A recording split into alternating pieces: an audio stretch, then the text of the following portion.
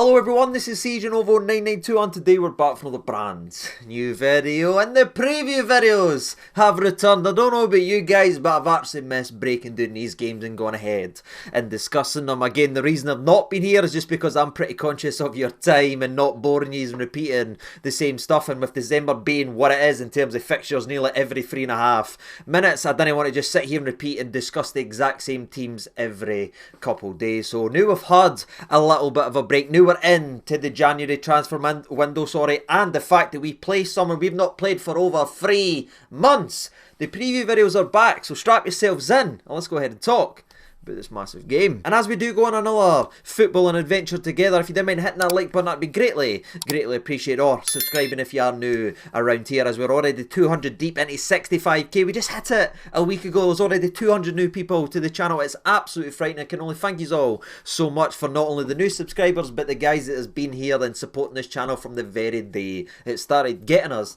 to this point that we are already closing in 66k. It's mental, ladies and gentlemen, and I thank each and every single one of you for taking time out your day. But if you are new around here and you're thinking about subscribing, you're teetering on the edge and you just want to see if the channel's worth it, let's go ahead and try to earn that subscription then, shall we, as we go ahead and discuss Rangers versus Hibs. And I know there's a lot of positivity and a lot of major talking points when you're talking about Rangers. We've just beat Celtic, we've just won the Old Firm. There's a hell of a lot to actually go ahead and discuss, and trust me, we will get to the old neeps and tatties that we will truly dissect what's different, what changes, and how the goalposts move, if you want, in terms of this game compared to what we just faced when we get to the Rangers side of today's video. But that's not what we do right here in terms of the preview videos. We're going to dive right into that now. We take a brief little distraction and have a look at tomorrow's dance partner, which has already been mentioned in terms of Hibs, who at my last time of speaking at them were bottom of the league and struggling to kick their own arse. Now, unfortunately, they're getting better, because at my current time of recording,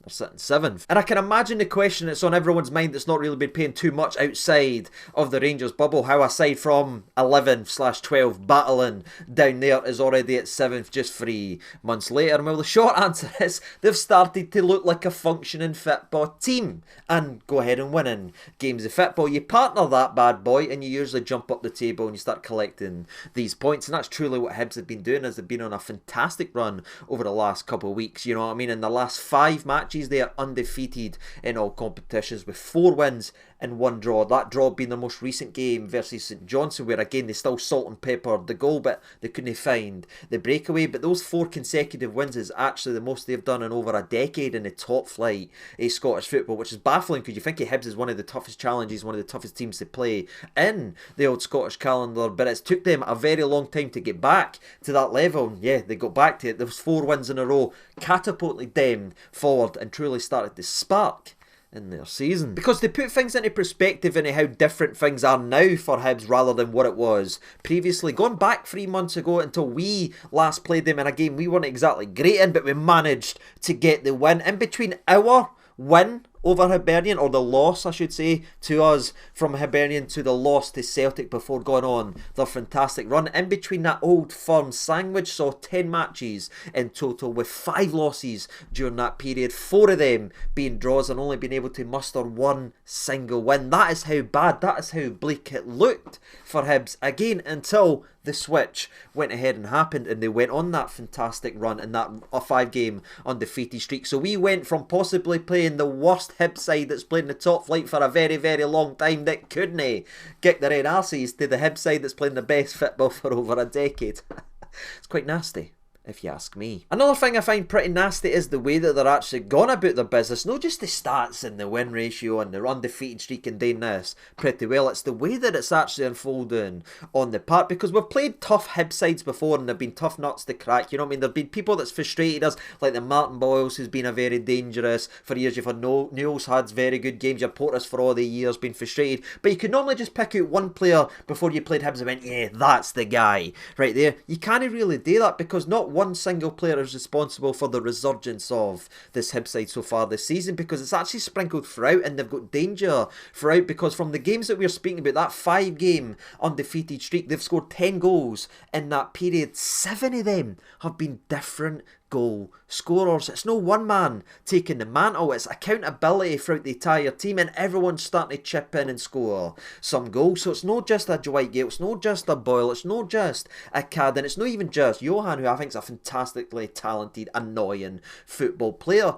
Everyone seems to be, nah, let's not let the season play out like that. Let's get back to our level, and they're doing it, and they're all chipping in and scoring. And again, a side that is sprinkled with danger and sprinkled with goals is always a very, very dangerous side to play, especially in early kickoff, especially away from home. But without completely undoing my previous point of the danger sprinkled throughout the park, and you can't really identify one or pick out one because the other ones can hurt you, and that's the way it's been over the last 5 matches for Hibs. The latter that I did mention by the name of Johan is someone that I do find very, very interesting to watch, because when I watch him, he has got that little bit of a spark. You know, when you watch play and you say, yeah, he could move on to somewhere else, or he could do that. There's something about him. Every time I watch him, he's got a wee bit of sun. Again, he's very hit and miss. He can disappear for 80 minutes, but then turn up for 10 minutes. That's just seemingly been the way, especially of guys that can move out wide and everything. That just seems a part of the game these days. But he is very, very dangerous. He has been chipping in goals again over the last 10 matches, and I don't know if he's public spat with former Hibs legend, former Hibs player, Hibs legend Marvin Bartley. There's been a wee bit of public spat going back and forth because Bartley's been calling him out, he's been calling him out on Instagram. It's been a bit nippy. I don't know whatever sparked this laddie into life, but for me, he has been absolutely excellent over the last 5 matches, and for me, one of those players that we're going to have to completely nullify in this game and just chop away to make sure he doesn't get his influence spread out, because again, he is a danger man every time he touches the ball, and he is one that I look at and say, yeah, he's a very good player. And truthfully, that's it for the Hibs perspective. Again, I've not made too many signings that I can break down and discuss that's going to dive in at the starting 11 that's going to make it a wee bit different. Again, as we go ahead and make these preview videos over the next month or two, you'll start to hear new names and new ideas. But it's very similar to the Hibs side that frustrated us the last time it made it as nippy as it actually was for large periods of that game. The only difference being now is they're no absolutely barking and coming in with horrendous form and low confidence. They're actually coming into this game full of confidence and fully belief, and again on the best run of the last decade in terms of top flight is Scottish football. So there's certainly danger there, and we need to let go of the old firm excitement and the old firm positivity and get focus back in there, and that's been the undoing of this Rangers side for far, far too long, not following up the highs with a similar attitude and application, and it's came back to bite us. Well, there's plenty of warning signs right here the night we're discussing in today's video, and we'll see tomorrow. If these players aren't up for it, this could be a stinger. But again, they only get what we give them in the game. So that's us done with the Hibs side.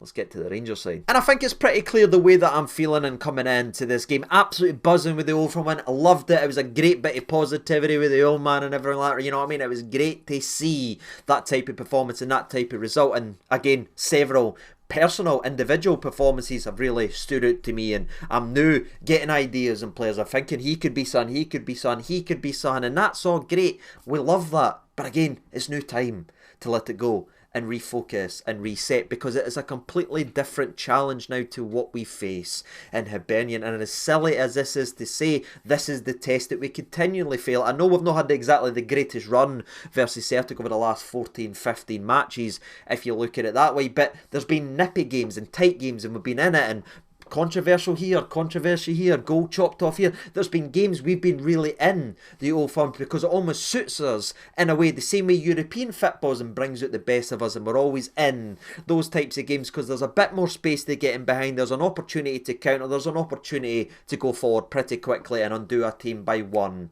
single pass, which does again suit this team a lot, as I think a lot of that's been built in terms of European style of football. However, that is gone. Now, we'll not get the same versus Hibs. Yes, they're scoring goals. Yes, they've got danger men. Yes, they've got this, and they're playing pretty well. But they will not come out firing in all cylinders again, pinning us back the same way Celtic was. They'll certainly not give us the same amount of space as we faced versus Celtic, especially at Ibrox. The game is completely different, and it's this test and this game is what Clement has driven me crazy for, as he seemingly does not understand how to break down Scottish teams playing Scottish football. Now, I know a lot of that's got to go in the players' mentality mentality and application and attitude as well, and they need to be up for this game and treat it the same way and chase every ball and win every 50-50 and run every hard yard the same way they did in the Old Firm. That's on the players when they go out there in the park, and if they didn't do it, I'll call it, we'll call it, and we'll discuss it right here on the channel. But I just want to see Clermont pay a wee bit damn respect to this league and the other teams in this country and go for it for the start as well, and keep these teams no fall away and fall into the trap of what's what there and let's work there. Now we need to remember it's a completely different ball game. We will be playing a wee bit in the low block. I don't think Hibs are quite part of the bus like a Kilmarnock or a St Johnstone or a St Mirren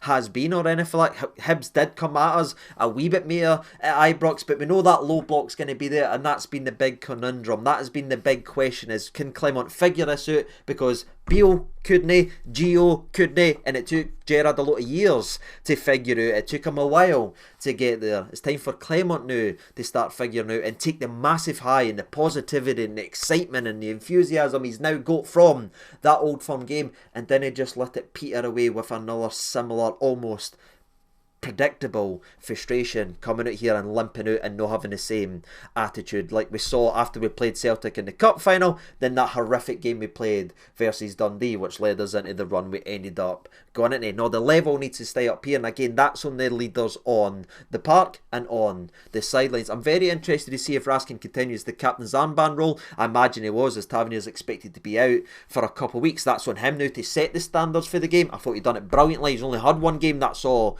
we can judge him. So if he gets the players going and Clermont keeps the players going, then we should have enough to get over the line tomorrow and start building up. So, and again, we know the finished article, everything's no fix. I'm not changing my opinion on if we're going to go ahead and win leagues or anything like that. I just want to see a run of games won in a row. That's what I want to see. 56 and everything like that is great to talk about and it's great to sing about, but I just want to see a run of consistent games where we actually play well. And it starts with beating low blocks and beating the ugly teams and winning the ugly games. It's no sexy, it's no big names, it's no here, there and everywhere, but it's what we face at least 4 times a season, and it's these types of games that we aren't winning that's stopping this team from being successful. It's no the big upcoming fights versus Celtic. Seemingly these games we seemingly throw away. So it'll be very interesting to see how we start this game, because it can't be the same way we started versus Motherwell, can it be the same way we started versus St Mirren, and it can't even be the way we started versus Dundee after the cup final. We need to go into this game and set the tone. I want to see the wee man do it in the middle of the park, and I want to see a starting 11 that backs it up. I'm not wanting Dessers, I'm not wanting Dowell, I'm not wanting guys like that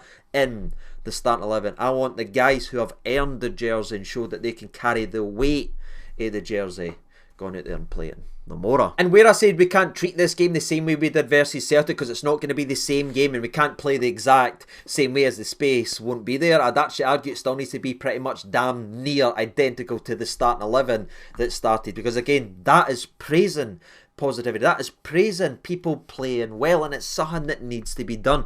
Shirts need to be earned, no handed, and Clermont has the perfect opportunity to show that he understands that and can reward people playing well. The only difference you could possibly make and the only tweet you could possibly discuss is obviously rewarding the likes of Danilo, who came into the game and scored another goal, has a ridiculous goal to game ratio so far this season, and is notching goals in nearly every time he's on the park. That's the only conversation for me. The rest of them picks itself. I'm talking about Ridvan at right back, I'm talking about the guys in the middle of the park, I'm talking about Hadji starting again. The only conversation to have is, where does Danilo go? Is it Barami back out? But again, Barami was excellent in that game of football as well, but are we going to need that selfless display that we saw versus Celtic versus Hibernian? Are they going to have the playmaker like that in terms of a Callum McGregor? Is he going to need to sit back in there and fill in spots? Maybe no, ladies and gentlemen. So that is a conversation and a decision that needs to be made by the manager, because if we go with Egeman and Danilo again instead, Barami just behind him, providing that defensive support, it shows we are truly gone for this in the game. But that's up to the manager for there and for us to discuss and sort of try to predict over the next couple of hours. But it is a major talking point. But for the rest, for me, again, they've earned their jersey, they need to keep it, in my opinion, and you go out and do it. The only conversation again is maybe Barami for Danilo, and I'm interested to see where you go. I think Barami was great, but again, I don't think we need a lot of his defensive reinforcements for this game, so I would actually start Danilo again and continue to build that laddie up and hopefully continues to bang in the odd goal here or there and keep that ridiculous goal to game ratio. But that's really how I'm feeling right now. There's no really too much to discuss in terms of transfer. I think we're waiting for duffers to leave, the likes of the Dessers and the Dills, and that needs to just get punted out of this building, and then that will bring in some chunky change. I know people want me to talk about Kent and we need to talk about these guys and that would be fun to talk about, but there's nothing in it right now as I'm sitting here. All I can talk about is the team that we have got and the team that just beat Celtic, and the team that, in my opinion, needs to be given the opportunity to try and replicate what they've done a couple days ago. And if they go into the park and if they've not got it, yeah, fair enough, it'll tell us about them, but at least give them the opportunity to show they can do it, because I think they actually will. But that's truthfully it. Thankfully there's no major injury updates in terms of people losing out or anything like that, you know what I mean? The injury list is what it is. Everyone still remains to be the exact same. Cortez will still continue to work his way up with maybe appearances off the bench and build his way up that way. But again, the rest of the team for me, as I've continually said, picks itself.